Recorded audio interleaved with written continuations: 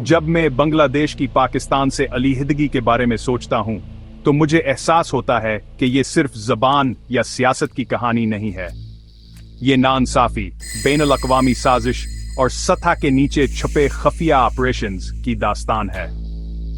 मंदीरज 47 में पाकिस्तान दो हिस्सों में बटा हुआ पैदा हुआ था, मशरकी और मगरबी। 1000 मील के फासले पर, मुख्तलिफ ज़बानों, सकाफतों और तर्ज जिंदगी के साथ। लेकिन मशरकी पाकिस्तान की बड़ी आबादी के बावजूद ताकत और वसाइल मगरब में मरकूज रहे। वक्त के साथ मशरक के लोग इस एहसास को नजरअंदाज नहीं कर सके। कहान के साथ दूसरे दर्जे के शहरियों जैसा सलूक किया जा रहा है। ये सब जानना फाइजुद्दीन में अबल पड़ा। जबार्दो को कौमी ज़बान करार दिया गया तो बंगालियों ने एहतजाज के लिए सड़कों पर निकल आए। यह लसानी तहरीक की पैदाइश थी, एक अहम मोड़।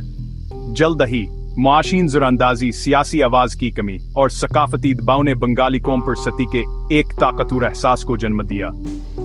मंदान और सदीज में तेजी से आगे बढ़ते हैं। मशरकी पाकिस्तानियों की क़ियादत में अवामी लीग हुकूमती इंतखाबात में शानदार फतह हासिल करती है, लेकिन मगरब की क़ियादत ताकतदार सोनपने से इनकार कर देती है। तब ही मामलाता एक तारीख बैनुल-अक़वामी मोड़ लेते हैं। भारत की खफिया एजेंसी रा इस मौका को गनीमत जाना।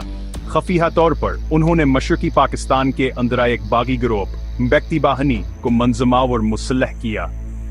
जब मार्च अनडाउन में कशीदगी फट पड़ी तो उन फौज ने इख्तिलाफ को चलने के लिए ऑपरेशन सर्च लाइट शुरू किया, लेकिन इसके बजाय अफरातफरी फैल गई।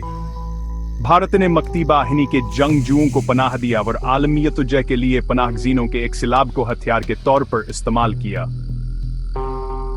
बैनुल-अक़वामी मीडिया में मजालम की कहानियां गर्दिश करने लगे, कुछ मुबालगा आमीज, कुछ भारतीय प्रोपेगेंडे से मुतासिर। दरे असना भारत ने सोवियत यूनियन के साथ एक दफाई मुआहदा किया, जिससे पाकिस्तान अपने इत्तेहादियों से अलग थलग हो गया। दिसंबर तक भारत ने हमला कर दिया। 6 दिसंबर को पाकिस्तानी अफवाज ने ढाके में हथियार डाल दिए और बांग्लादेश पैदा हुआ। यह पाकिस्तान के लिए सिर्फ एक कौमी सानहन था। यह बात का सबूत है कि घर में नाइंसाफी, गैर जमहूरी हुक्मरानी और गैर मुल्की मुदाखलत मजबूत तरीन ममालिक को भेंट टुकड़े कर सकती है।